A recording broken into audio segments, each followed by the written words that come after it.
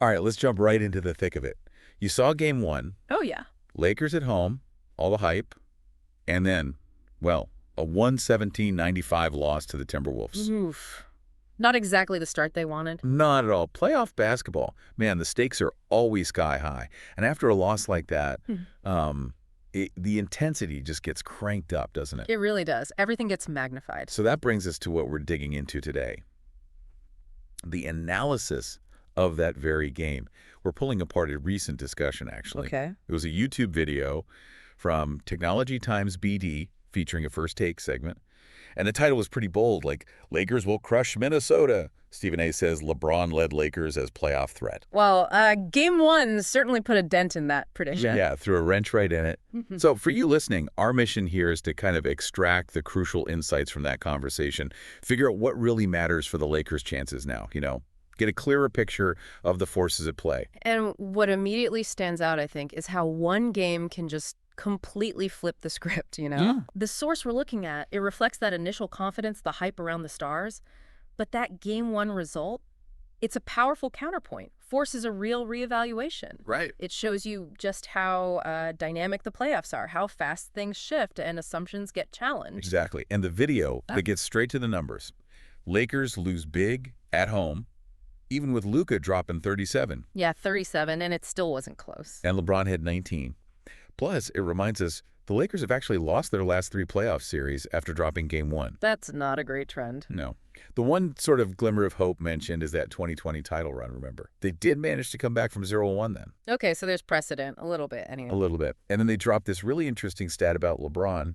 His series record, when he's down 0-1, it's 12-11, basically 50-50. Okay. When he's up 1-0, his win rate jumps to, like, a staggering 90%. Wow. Okay, that's a huge difference, night and day. Right. So the immediate question for you becomes, should we be hitting the panic button on the Lakers' chances?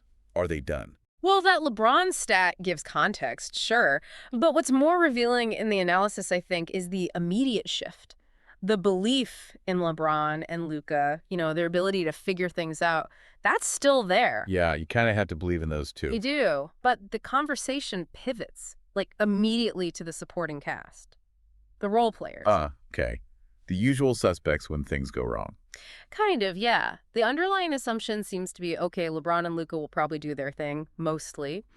But the real question mark, and what should, concern Laker fans, is can the other guys contribute enough, consistently enough in this series? Right. And the discussion definitely shines a spotlight on Minnesota's defense. It's presented as really tough. Formidable is the word that comes to mind. They've been good all year on that end. Yeah, suggesting that even if LeBron and Luka go off, it might not matter if the others aren't chipping in big time. Exactly. It can't just be a two-man show against these guys. And that brings us to those Lakers role players. Names like Rui Hachimura, D'Angelo Russell, Austin Reeves. Gabe Vincent, too. Right. Vincent's got that finals experience with Miami, which is mentioned. It is. And Austin Reeves, they even called him arguably the best third option in basketball over the last 2 months. Which is, high praise. That's huge praise. And he was playing really well down the stretch. And then comes the stark reality from game one. They were so impotent offensively. That's the quote. Ouch. But, watching the game, it felt that way, didn't it? It kind of did. The point is really driven home that they need to find ways to score, support LeBron and Luka, especially against Minnesota's size. That seems key. That size is a real factor. So for you listening, the challenge is clear. Star power is great, but it doesn't guarantee playoff wins. You need that depth. And what's really insightful here is the strategy Minnesota used. Their coach, Finch, he made a clear choice to stay big defensively. Okay, explain that a bit.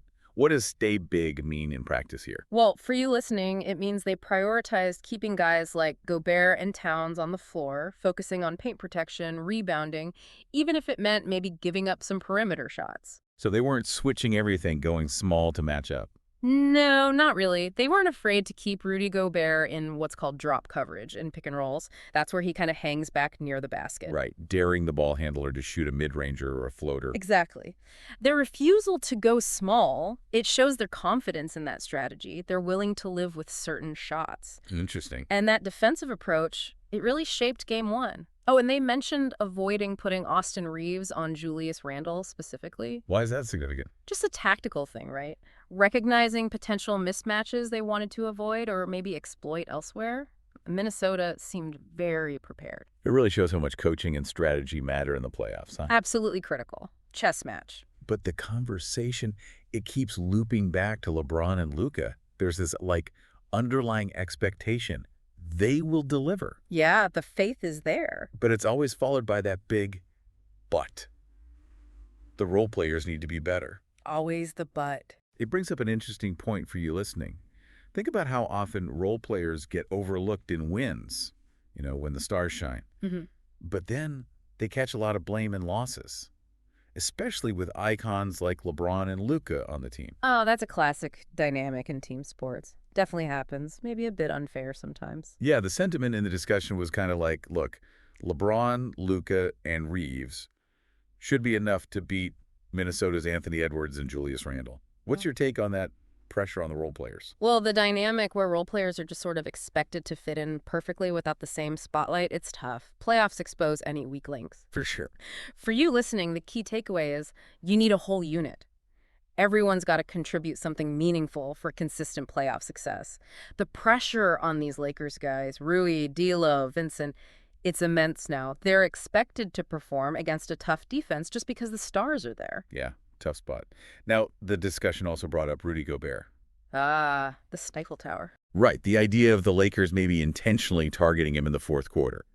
That got mentioned. Based on his past playoff struggles, you mean? Yes. Late game stuff. Exactly. Both in Minnesota and back in Utah.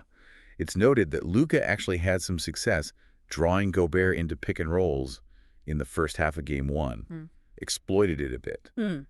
That could be a real key then. Seems like a potential adjustment for the Lakers moving forward, maybe. It's a really astute point from the discussion. Look, Gobert's paint defense is elite, obviously, but his side-to-side movement, defending in space, that's where teams try to attack him. Right. For you listening, understanding that nuance is important.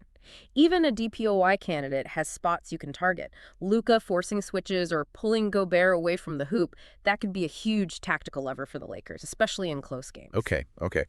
Then the focus shifts a bit to Anthony Edwards and Minnesota's supporting cast. Ant-Man. He was involved. It was. It's pointed out that Minnesota's defense was helping aggressively on Edwards, maybe over-helping. Sometimes happens with star players. And that led to open looks for their role players. Naz Reid, Mike Conley, Jaden McDaniels. And those guys hit shots. They made the Lakers pay. They really did. Reid was huge off the bench. Conley steady as ever. The discussion kind of touches on a counter strategy. Maybe you just let Edwards get his points, but you lock down everyone else. It's the classic dilemma, isn't it? Pick your poison. Such a tricky balance to strike for you to think about. Yeah. Do you try to stop the star and risk the others beating you? Or do you focus on the role players and just hope the star doesn't go nuclear for, 50? Right. And what's interesting for you is that in Game 1, Minnesota's other guys prove they can step up. They hit those open shots. Makes the Lakers' job even harder defensively, doesn't it? You can't just load up on Ant. No kidding. And then comes this really compelling narrative they build around Anthony Edwards himself. Oh, yeah. What's the angle? He's basically portrayed as seeing this series, going against LeBron and Luka, as his huge chance, like his moment to elevate his whole status in the league. Taking on the legends. I can see that. They reference his playoff performance against KD last year, talk about his confidence, his mindset. They call him greedy, a shark. Okay, I like that. Aggressive. Yeah. Even his Hollywood connection, the movie Hustle, gets brought up to show he likes the big stage. He definitely seems comfortable in the spotlight. So the clear takeaway for you is don't expect Edwards to fade. He's going to be a major consistent threat. It adds a really exciting layer to this whole matchup. That narrative is super compelling, actually. Right. It injects real drama. For you listening, the idea of this young, hungry star seeing this as his moment against LeBron and Luka, that adds unpredictability. Totally. And focusing on his confidence, his past performances, it suggests Game 1 wasn't a fluke for him mentality-wise. He's likely going to stay aggressive. And building on that, the road team mindset. The discussion mentions the usual wisdom, right? A road team tries to steal one of the first 2 games. Yeah, split on the road, you're happy. But then it suggests, hey, play with Ant's confidence. He might be thinking, nah, let's take both. Ooh, I like that. Aiming for 2 on the road. That's bold. Sets the stage for Game 2, right?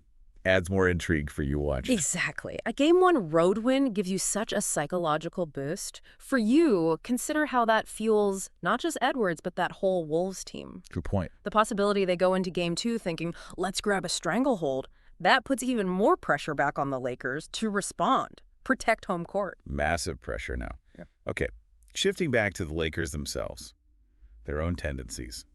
The discussion highlights a recurring problem. Uh-oh. What is it? They tend to give up a big quarter, often the third or fourth, historically. I feel like I've seen that movie before. Right. But in Game 1, the killer quarter was actually the second. They got outscored 38-20 after grabbing an early lead. Wow, 38-20. That's Yeah, that'll lose you a playoff game. Yeah. The analysis mentioned this Laker tendency to get kind of lazy sometimes, allow these big runs. That probably sounds familiar if you've watched them a lot. Yeah. It definitely speaks to consistency, focus, maintaining it for 48 minutes. Championship teams usually minimize those big lapses. Good point. For you listening, understanding that pattern is important. The fact it happened early in the second quarter of Game 1 shows it's a problem they got to fix, like, now. Yeah. Can't afford to fall behind 0-2. Absolutely not. So, with all that context, the discussion moves to a Game 2 prediction. Okay, let's hear it. Expectation is stronger game from LeBron. They phrase it as GOAT James beating GOAT James. Kind of implies he needs to be better than his Game 1 self. Needs to be peak LeBron, basically. Seems like it.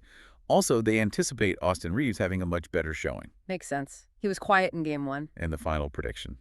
Series tied 1-1 after Game 2 in Minnesota. Okay, so they see the Lakers bouncing back. That's pretty optimistic after Game 1's result. It is, right. But it kind of underscores that belief in the stars, their potential to just flip a switch. Yeah, the expectation for LeBron and Reeves to play better suggests the analysts think Game 1 wasn't their true level.